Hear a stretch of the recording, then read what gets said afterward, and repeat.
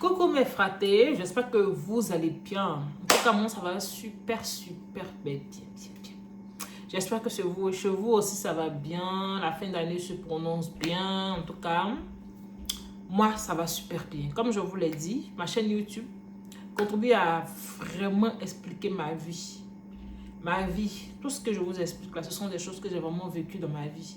Je vous explique en story time sur ma chaîne. Et aujourd'hui, pour une story time, je vais vous expliquer la fois où je suis partie chez un marabout et ils ont dévoilé ça à ma mère à l'église. C'était la pire, vraiment la honte de ma vie. Faut dire que dans les années 2017-2018, bon, si je me rappelle bien, oui. En tout cas, dans ces années, c'était avant 2020 en tout cas. On avait tendance à regarder les filles sur les réseaux, genre Facebook, et Snap, voilà. Et quand on regardait les filles, bon, quand je dis quand on regardait, c'était moi et mes copines, mais je ne vais pas parler de mes copines, je vais seulement parler de moi. Mais je vais dire on. Quand on regardait les Snap des filles, elles parlaient de... En fait, ce sont des filles qui avaient une belle vie, elles partaient partout, elles étaient toujours belles, toujours bien habillées, tu vois.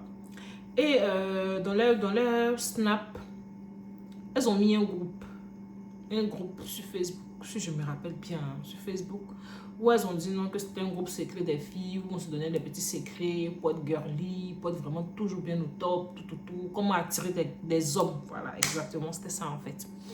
Comment attirer les hommes, genre les petits topos et tout, si je peux dire ça comme ça.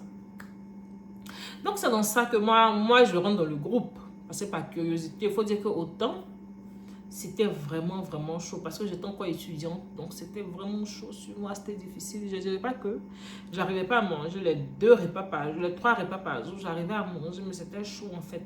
Parce que vous savez qu'une jeune fille, quand elle commence à grandir, il y a des choses qu'elle doit acheter, comme des perruques, comme des habits. Donc moi j'en avais, mais c'était vraiment la limite.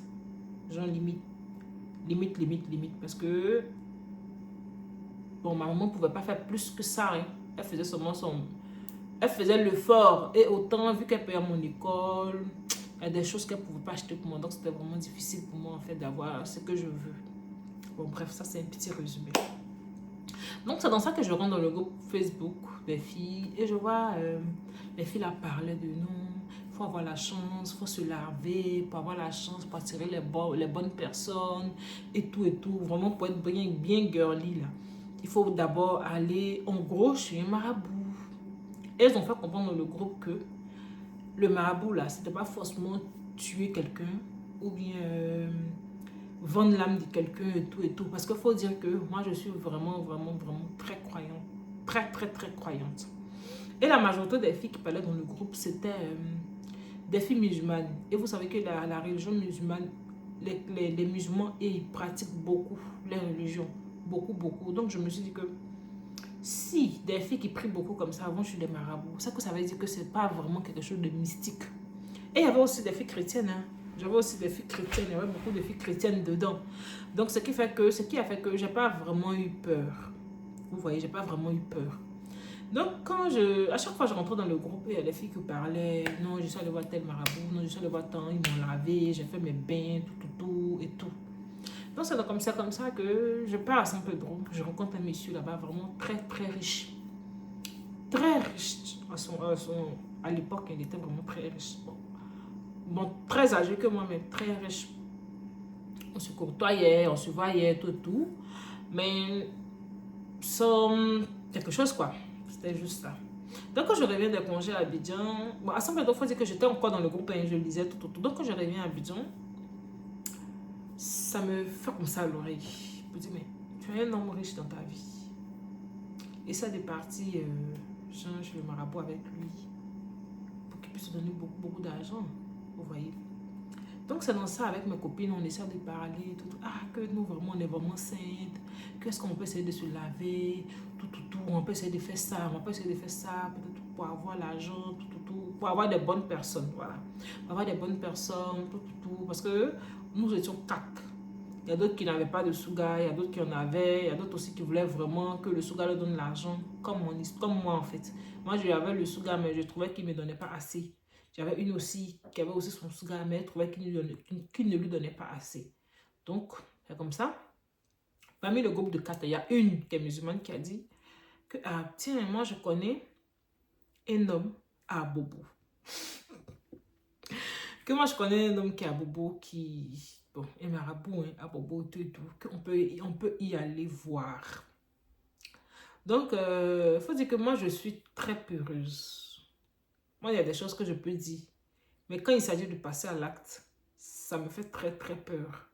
Et pour l'histoire des marabouts, j'avais vraiment très peur. Donc la première fois, mes copines sont allées. Elles sont allées, elles ont visité parce qu'elles étaient vraiment très très très motivées. Vous voyez. Donc elles sont allées, elles ont parlé là-bas. Moi, je n'étais pas là. Elles ont parlé là-bas. Tout ce qui s'est passé, ça s'est passé. Elles sont venues m'expliquer. Et tout.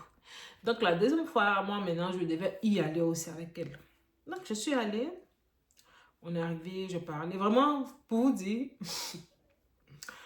quand tu... Avant de partir même là, j'avais vraiment très peur. J'avais très peur parce qu'on a tendance à regarder les films nigériens, en tout cas des films, mais pas forcément nigériens. Mais on a regardé des films où on voyait des marabouts et on sait que la maison des marabouts, c'est pas la maison de Blanche-Neige. C'est la maison où tu peux voir du sang, des têtes de mort et tout et tout. Vraiment tout, tout, tout, tout. Donc je me mettais ça en tête, je me dis que est-ce que je vais là-bas? Est-ce que ça m'arrive? Est-ce que ça m'arrive? Est-ce que ça m'arrive? Mais vu que ma copine était vraiment très motivée, donc j'ai dit ok. Si elles sont parties une première fois, elles ne sont pas mortes. Rien ne leur est arrivé. C'est pas mon quand moi je vais partir là, quelque chose va m'arriver. Donc c'est dans ça que je suis allée. Et quand je suis allée, vraiment c'était pas... ça faisait pas très peur. Mais à un moment, j'ai eu peur. Parce qu'à un moment, ils parlaient parce qu'il faut dire que les marabouts d'après eux, ils parlent avec le génie. Vous voyez, ils parlent avec le génie. Donc à un moment, je pense qu'ils parlaient avec quelqu'un. Il parlait avec quelqu'un. J'avais très peur. Il parlait avec quelqu'un. Je ne sais pas si on entendait, je sais pas si on entendait la voix de la personne, mais je pense qu'on entendait la voix de la personne. Mais on ne voyait pas la personne. Ça faisait très peur. Donc avec mes copines, elles étaient déjà gamées. Elles étaient déjà vraiment très très gamées. Elles là, elles voulaient pas, n'avaient plus d'oreilles même pour entendre. Donc on était là. Et moi j'ai parlé de mon problème, le monsieur, tout. Il m'a dit vraiment tout. En tout cas, il m'a tout dit dessus. Il m'a dit ce qu'il fallait faire. Il fallait que je pointe le nom du monsieur, beaucoup de choses. En tout cas, je vous épargne beaucoup de choses. Et tout. Et on est rentré. Mais, comme je vous ai dit, je suis vraiment très croyante. Je suis allée, c'est vrai, il m'a dit de faire des choses, de payer des choses, mais j'ai rien fait. Je n'ai rien fait parce que après j'ai trouvé que c'était vraiment très inutile. J'ai trouvé que c'était vraiment très inutile. Parce que vous savez que quand on fait des erreurs, l'erreur c'est comme le diable qui vous suit. C'est-à-dire que pendant que vous êtes en train de faire l'erreur là, c'est comme si c'était le diable qui était en vous en fait. Donc à l'instant T, j'avais l'impression qu'il y avait un démon en moi. J'avais un esprit en moi qui me disait non, faut partir, faut partir. Mais après, le Dieu que je prie m'a dit, ma fille, ça sert à rien. Ça sert à rien parce que tout ce que se fait sur cette terre, c'est moi l'homme, c'est moi le Dieu qui décide.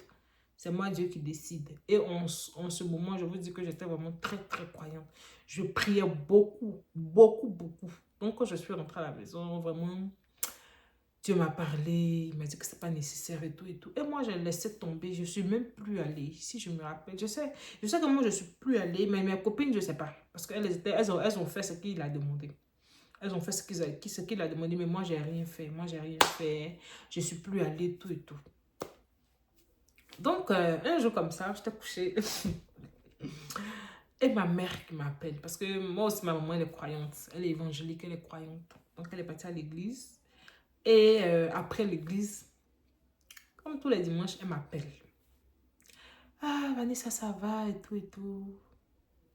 Que dis-moi, ces derniers temps, est-ce que tu as fait quelque chose qui va à l'encontre de Dieu? Il dit à l'encontre de Dieu. Moi, mais j'ai oublié ce qu'il avait fait en fait. J'ai oublié. J'avais oublié ce que j'avais fait en fait. Donc, il dit à l'encontre de Dieu. Il dit non. Est-ce que tu es allé voir un homme mystique? Ça datait de 2 mois après, 2 mois ou 3 mois. Il dit un homme mystique. Il dit, ah, que je suis partie à l'église aujourd'hui. Maman miracle, parce que sa prophète s'appelle Maman miracle. Que Maman miracle m'a dit que, ah, que ta fille a fait quelque chose là. qu'elle n'a qu'à demander pardon à Dieu. Puis elle a expliqué. Jean lui a dit, maman maintenant qui me verse ça devant.